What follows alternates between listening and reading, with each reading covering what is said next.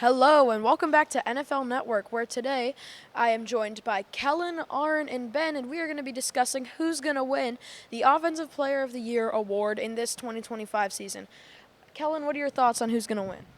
I think Tyreek Hill won the Offensive Player of the Year award because last season he had 119 catches for over 1,700 yards, and I think he will repeat that this season. He had that production the last two seasons, and this year did not add any new receivers, so I think his workload will stay the same, and I do not think his age will drop his production. Back to you, PD. Thanks for your opinion, Kellen. Aaron, who do you think's going to win?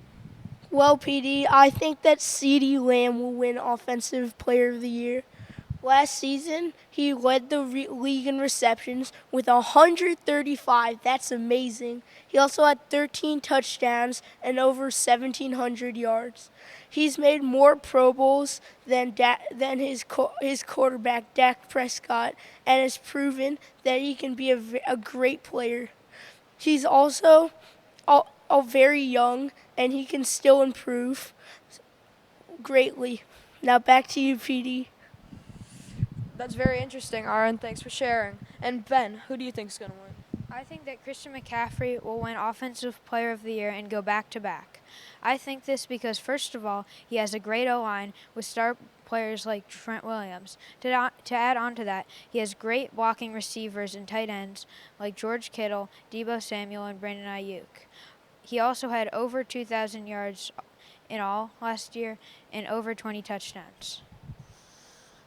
That's why I think that Christian McCaffrey will win Offensive Player of the Year.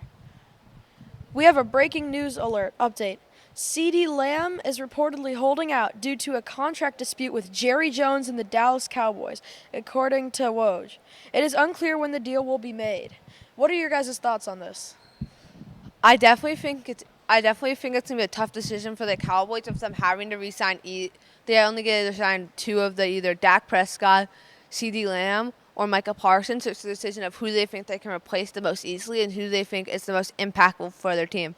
So I think this contract will show a lot of what they're going for.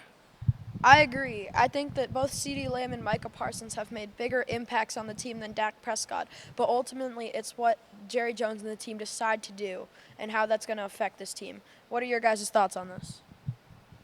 I think that this changes everything in CeeDee Lamb's future.